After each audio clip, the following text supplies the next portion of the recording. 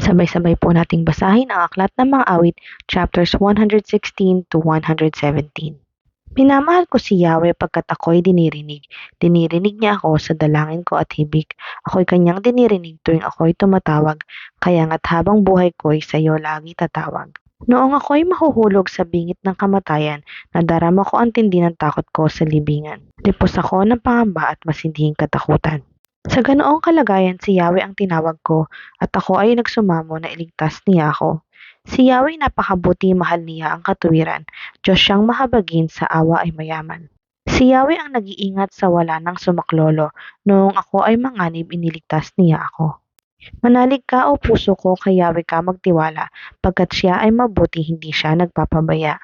Ako'y kanyang iniligtas sa kuko ng kamatayan, tinubos sa pagkatalo at luha ko'y pinahiran. Sa presensya ni Yahweh doon ako mananahan sa daigdig nitong buhay. Laging buhay ang pag-asa, patuloy ang pananalig, bagamat ang aking sabi ako'y ganap ng nalupig. Bagamat ako'y takot, nasasabi ko kung minsan, wala kahit isang tao na dapat pagtiwalaan. Kay Yahweh na aking Diyos, anong aking ihahandog sa lahat ng kabutihan na sa akin ay kaloob.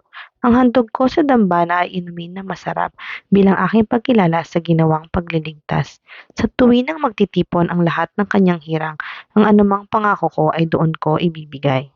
Tunay ngang itong si Yahweh malasakit ay malaki, kung ang isang taong tapat, kamatayan ay masabat. O Yahweh, naririto akong inyong abang lingkod, katulad ng aking ina, maglilingkod akong lubos.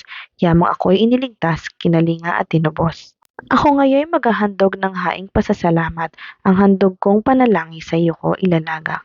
Kapag nagsama-sama ang lahat ng iyong hirang sa templo sa Jerusalem, ay doon ko ibibigay ang anumang pangako kong sa iyo ay binitiwan.